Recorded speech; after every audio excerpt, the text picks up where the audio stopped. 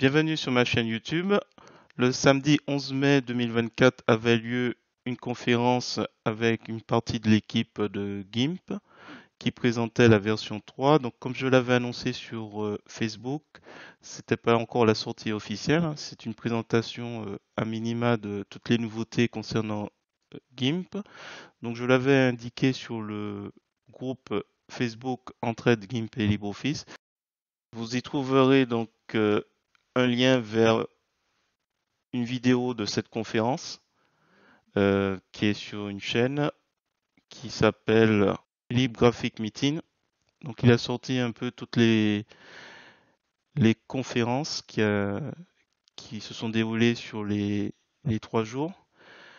Et ce qu'il faut savoir, ce qui est un fait un peu amusant, on voit que il y a très peu de vues sur la plupart.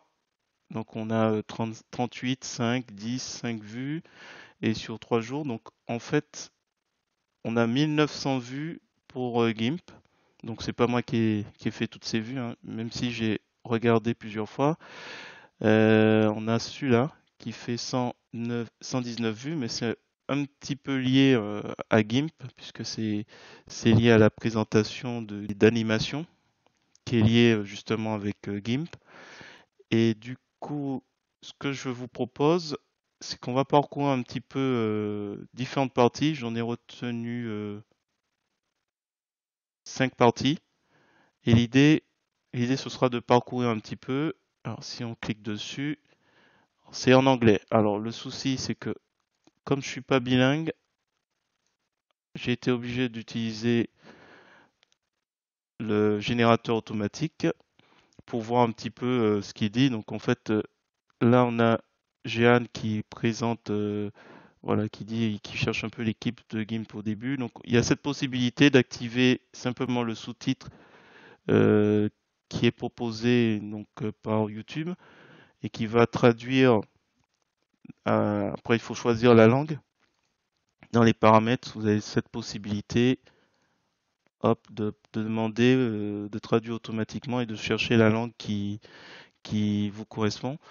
Alors, ça va pas être effectivement parfait.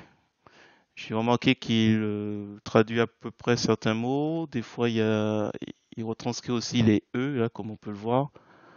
Voilà. Et ça peut être approximatif sur certains aspects. Donc là, je vais passer rapidement sur les premières parties. Je saurais pas trop vous en parler. On a parlé déjà de Space Evasion. À la limite, ce que je peux faire, c'est... On l'a déjà vu dans une vidéo, donc il n'y a pas spécialement de... Je pourrais pas vous en dire plus. C'est assez technique pour moi, mais en gros, tiens, on va peut-être faire celui-là. Donc par exemple, si on... Celui-là, alors, j'ai coupé le son, mais So si on le met, a multi-layer select. voilà. Nous avons des améliorations. Voilà. Et là, il parle des améliorations en, je crois, UX et expérience utilisateur. Donc en gros, il explique les différentes améliorations au niveau du retour de l'expérience utilisateur. Alors, j'espère que ma traduction est correcte. Et on a notamment la sélection flottante. Alors, je ne sais pas si vous avez expérimenté ça. Donc la sélection flottante est en fait puissante. Beaucoup de cas de certains gens qui comprennent que c'est une étape supplémentaire. Donc les gens utilisent. Est-ce que vous savez que faire contrôle copier-coller, nous avons cette chose intermédiaire qui est une sélection flottante au lieu d'avoir directement un collage dans un nouveau calque ou quelque chose comme ça. Voilà, la sélection flottante pour ceux qui connaissent un peu, il parle du dialogue de bienvenue. Voilà, il y aura une case qui est à cocher qui permettra de l'activer ou de ne pas l'activer au démarrage. Donc ça aussi, c'est les choses qui ont été apportées en amélioration. Ensuite, cette partie-là qui a retenu mon attention, c'était quoi? Voilà, il parle de correctif encore sur Space Evasion. Le projet Evasion a commencé il y a un peu plus de 10 ans. Donc j'ai retenu cette partie aussi par rapport au fait que ça dure depuis un petit moment. Il parle aussi du logo. comme c'est une grande communauté, il y a une chose que vous avez peut-être remarqué et que nous avons changé le logo. Donc un projet principalement dirigé par Arium, j'espère que je prononce bien. Ici, c'est un projet d'équipe parce que c'est important. Donc voilà, ça c'est l'ancien logo et ça c'est le nouveau. Donc c'est du flat design, design plat. Alors autre partie que j'ai retenue aussi, nous voulons aussi essayer de faire plus d'écrans. Alors ça c'est les écrans de, j'imagine, d'accueil. Alors changer plus sur l'écran de démarrage. Ok. Ok.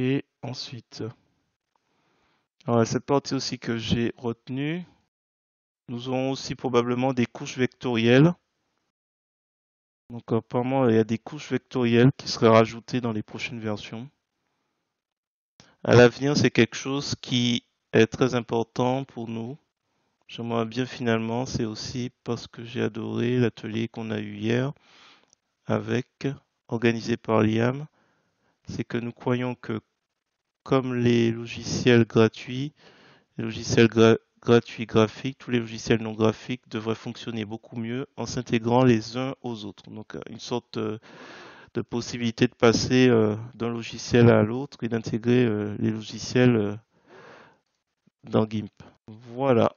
Écoutez, voilà ce que j'ai à peu près retenu. Je vous mets le lien de cette vidéo en description. Là, on est à 2000 vues. Donc on voit bien le contraste. C'est vraiment l'élément qui a le plus intéressé sur ce meeting. Il y a les anciennes vidéos, donc apparemment, et qui n'avaient pas fait autant. Qui n'avaient pas fait autant de vues d'ailleurs. 189 vues. Donc, comme quoi, on peut revenir sur les anciens meetings. Voilà, si vous avez apprécié cette vidéo, je vous remercie de me mettre un pouce vers le haut et de me laisser un commentaire. Et sur ce, je vous dis à bientôt pour d'autres tutos.